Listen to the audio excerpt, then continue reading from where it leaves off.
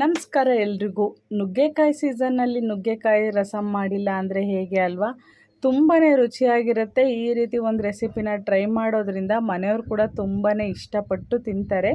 ಯಾವ ರೀತಿ ಮಾಡೋದು ಅಂತ ಹೇಳ್ತೀನಿ. ಅದಕ್ಕೂ ಮುಂಚೆ ನನ್ನ ಚಾನಲ್ನ ಸಬ್ಸ್ಕ್ರೈಬ್ ಮಾಡಿ. ಮೊದಲಿಗೆ ನಾನಿಲ್ಲಿ ಒಂದು 4 ನುಗ್ಗೆಕಾಯಿನ ಈ ಸೈಜಲ್ಲಿ ಕಟ್ ಮಾಡ್ಕೊಂಡು ಇಟ್ಕೊಂಡಿದ್ದೀನಿ. ಇಷ್ಟು ಸೈಜ್ ಇದ್ದರೆ ಸಾಕು. ಹಾಗೆಯೇ ಸ್ವಲ್ಪ ನೀರಲ್ಲಿ ನೆನೆಸೋದ್ರಿಂದ ನುಗ್ಗೆಕಾಯಿ ಕೊಬ್ಬಾಗಿ ಚೆನ್ನಾಗಿರುತ್ತೆ. ನಂತರ ನಾನಿಲ್ಲಿ 2 ಆಲೂಗಡ್ಡೆ ತೊಗೊಂಡಿದ್ದೀನಿ. ನೀಟಾಗಿ ವಾಶ್ ಮಾಡಿಕೊಂಡು ನೋಡಿ ಈ ಸೈಜಲ್ಲಿ ಕಟ್ ಮಾಡ್ಕೊಂಡಿದ್ದೀನಿ. ನುಗ್ಗೆಕಾಯಿ ಜೊತೆಗೆ ಆಲೂಗಡ್ಡೆ ಹಾಕೋದ್ರಿಂದನೂ ಸ್ವಲ್ಪ ಟೇಸ್ಟ್ ಡಿಫ್ರೆಂಟಾಗಿ ಕೊಡುತ್ತೆ. ಹಾಗಾಗಿ ನಾನು ಆಲೂಗಡ್ಡೆನೂ ತೊಗೊಂಡಿದ್ದೀನಿ. ನಂತರ ಒಂದು ಬಾಣಲಿಗೆ ನುಗ್ಗೆಕಾಯಿ ಹೆಚ್ಚಿಟ್ಕೊಂಡಿರೋದನ್ನು ಹಾಗೆ ಆಲೂಗಡ್ಡೆನೂ ಹಾಕ್ಕೊಂಡು ಮುಳುಗುವಷ್ಟು ನೀರನ್ನ ಹಾಕ್ಕೊಳ್ಳಿ. ನೀರು ಹಾಕ್ಕೊಂಡಾದ್ಮೇಲೆ ನಾವು ಇದಕ್ಕೆ 1 ಸ್ಪೂನ್ ಆಗುವಷ್ಟು ಉಪ್ಪನ್ನ ಹಾಕ್ಕೊಳ್ಳೋಣ. ಹರಳುಪ್ಪನ್ನ ಹಾಕ್ಕೊಂಡ್ರೆ ಸ್ವಲ್ಪ ಟೇಸ್ಟ್ ಚೆನ್ನಾಗಿರುತ್ತೆ. ಈಗ ಇದನ್ನು ನಾವು ಮಿನಿಮಮ್ ಅಂದರೆ ಒಂದು 5ರಿಂದ 6 ನಿಮಿಷನಾದರೂ ಬೇಯಿಸ್ಕೋಬೇಕು. ಮುಳುಗುವಷ್ಟು ನೀರು ಹಾಕ್ಕೋಬೇಕು. ಸ್ವಲ್ಪ ಕಮ್ಮಿ ಹಾಕ್ಕೋದಕ್ಕೆ ಹೋಗಬೇಡಿ. ಮೇಲೆಲ್ಲ ನುಗ್ಗೆಕಾಯಿ ಹಾಗೆ ಆಲೂಗಡ್ಡೆ ಬೇಯೋದಿಲ್ಲ. ಈಗ ಒಂದು ಪ್ಲೇಟ್ನ ಕಂಪ್ಲೀಟಾಗಿ ಮುಚ್ಚಿಬಿಟ್ಟು ಒಂದು 5-6 ನಿಮಿಷ ಸೈಡಿಗೆ ಇಟ್ಕೊಳ್ಳಿ. ನಂತರ ನಾವೀಗ ಒಂದು ಮಿಕ್ಸಿ ಜಾರ್ ತೊಗೊಳ್ಳೋಣ. ಲೈಟಾಗಿ ಮಸಾಲೆ ರುಬ್ಬೋದಕ್ಕೆ ಒಂದು 3 ಟೊಮೊಟೊ ತೊಗೊಂಡಿದ್ದೀನಿ. ಇಲ್ಲಿ ಜಾಸ್ತಿ ಹಣ್ಣಾಗಿರೋ ಟೊಮೊಟೊ ತೊಗೊಂಡಿದ್ದೀನಿ. ಹಾಗೆಯೇ ಒಂದು ಈರುಳ್ಳಿ ಮೀಡಿಯಮ್ ಸೈಜ್ದು, ಒಂದು 2 ಸ್ಪೂನ್ ಆಗುವಷ್ಟು ಹಸಿ ತೆಂಗಿನ ತುರಿ ತೊಗೊಂಡಿದ್ದೀನಿ. ಹಾಗೆ ಖಾರಕ್ಕೆ ನಾನಿಲ್ಲಿ 1.5 ಸ್ಪೂನ್ ಆಗುವಷ್ಟು ಖಾರದ ಪುಡಿ ತೊಗೊಂಡಿದ್ದೀನಿ. ಖಾರ ನೋಡಿಕೊಂಡು ಹಾಕ್ಕೊಳ್ಳಿ. ಕಮ್ಮಿ ಇದ್ದರೆ 2 ಸ್ಪೂನ್ ಹಾಕ್ಕೊಳ್ಳಿ. ಜಾಸ್ತಿ ಇದ್ದರೆ ಸ್ವಲ್ಪ ಅರ್ಧ ಸ್ಪೂನ್ ಕಮ್ಮಿ ಮಾಡಿ.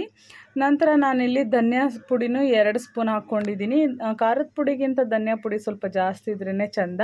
ನಂತರ ಚಿಟಿಕೆ ಆಗುವಷ್ಟು ಗರಂ ಮಸಾಲ, ಸ್ವಲ್ಪ ಸಾಂಬಾರು ಸೊಪ್ಪನ್ನ ಹಾಕ್ಕೊಂಡು ರುಬ್ಬೋದಕ್ಕೆ ಎಷ್ಟು ಬೇಕೋ ಅಷ್ಟನ್ನು ನೀರನ್ನ ಹಾಕ್ಕೊತಾ ಇದ್ದೀನಿ.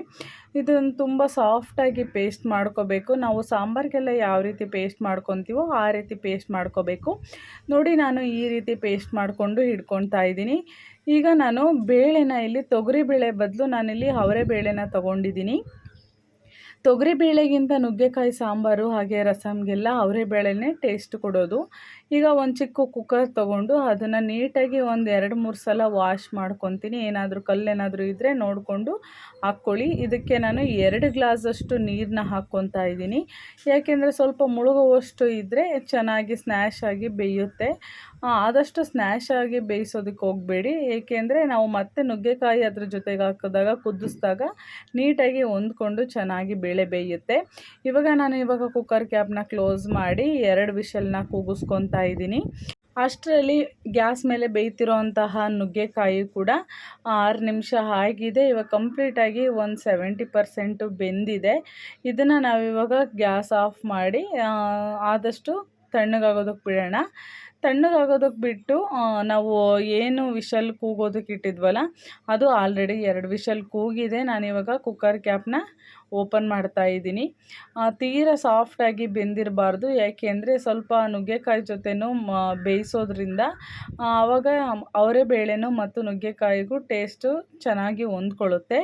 ಇವಾಗ ಆಲ್ರೆಡಿ ಒಂದು 80% ಚೆನ್ನಾಗಿ ಬೆಂದಿದೆ.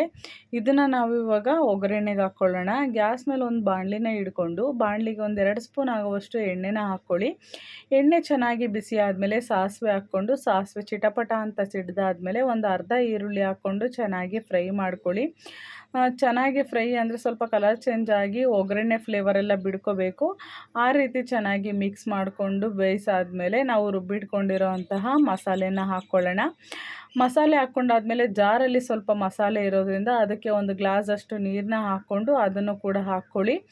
ಇವಾಗ ಚೆನ್ನಾಗಿ ತಿರುಗಿಸ್ಕೋಬೇಕು. ಹಸಿ ಸ್ಮೆಲ್ಲೆಲ್ಲ ಹೋಗಬೇಕು. ನಾವೆಲ್ಲ ಟೊಮೊಟೊ, ಈರುಳ್ಳಿ ಹಾಗೆ ಖಾರದ ಪುಡಿ, ಧನಿಯಾ ಪುಡಿ ಎಲ್ಲ ಹಸಿ ಸ್ಮೆಲ್ಲೆಲ್ಲ ಹೋಗಿ ಸ್ವಲ್ಪ ಕುದಿ ಬರಬೇಕು.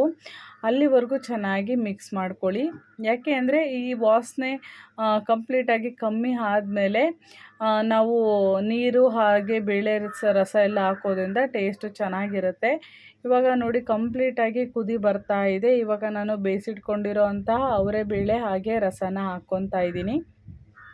ಹಾಕ್ಕೊಂಡಾದ್ಮೇಲೆ ನಾವು ಬೇಯಿಸಿಟ್ಟಿರೋ ನುಗ್ಗೆಕಾಯಿನೂ ಆವಾಗಲೇ ಹಾಕ್ಕೋಬೇಕು. ಅದನ್ನು ಸಪ್ರೇಟು ಇದನ್ನು ಸಪ್ರೇಟು ಬೇಯಿಸೋದಕ್ಕೆ ಹೋಗಬೇಡಿ. ಒಟ್ಟಿಗೆ ಹಾಕ್ಕೊಂಡು ಒಂದು 5 ನಿಮಿಷ ಚೆನ್ನಾಗಿ ಕುದಿಸ್ಕೊಂಡು ನುಗ್ಗೆಕಾಯಿ ಫ್ಲೇವರು ರಸ ಎಲ್ಲ ಬಿಡ್ಕೋಬೇಕು. ಅಲ್ಲಿವರೆಗೂ ಚೆನ್ನಾಗಿ ಕುದಿಸ್ಕೊಳ್ಳಿ. ನೋಡಿ ಇವಾಗ ನಾನು ಎರಡನ್ನೂ ಮಿಕ್ಸ್ ಮಾಡಿ ಒಂದು ಸಲ ಕೈ ಆಡ್ತಿದ್ದೀನಿ ನೀಟಾಗಿ ಒಂದು ಸಲ ಮಿಕ್ಸ್ ಮಾಡಿಕೊಂಡು ಇವಾಗ ನಾವು ಲಾಸ್ಟಲ್ಲಿ ಸ್ವಲ್ಪ ಹುಣ್ಸೆಹಣ್ಣಿನ ರಸನ ಹಾಕ್ಕೊಳ್ಳೋಣ. ನಾವು ಹುಣ್ಸೆಹಣ್ಣಿನ ರಸ ಹಾಕ್ಕೊಳ್ಳೋದ್ರಿಂದ ಟೇಸ್ಟು ಡಿಫ್ರೆಂಟಾಗಿ ರುಚಿಯಾಗಿರುತ್ತೆ. ನಾವು ಆಲ್ಮೋಸ್ಟ್ ಎಲ್ಲ ಬೇಳೆ ತರಕಾರಿ ಸಾಂಬಾರಿಗೂ ಹುಣಸೆ ರಸನ ಹಾಕೇ ಹಾಕ್ತೀವಿ. ಹಾಗೆ ನುಗ್ಗೆಕಾಯಿ ರಸಮ್ಮು ಅಥವಾ ಸಾಂಬಾರ್ಗೂ ಹಾಕಿದ್ರೆ ಟೇಸ್ಟು ಚೆನ್ನಾಗಿರುತ್ತೆ. ನೋಡಿ ಇವಾಗ ಲೈಟಾಗಿ ಕುದಿ ಬರ್ತಾ ಇದೆ. ಇವಾಗ ಒಂದು ಸಲ ಚೆನ್ನಾಗಿ ಮಿಕ್ಸ್ ಮಾಡ್ಕೊಳ್ಳಿ. ಈಗ ಕಂಪ್ಲೀಟಾಗಿ ನುಗ್ಗೆಕಾಯಿ ಎಲ್ಲ ಬೆಂದಿದೆ.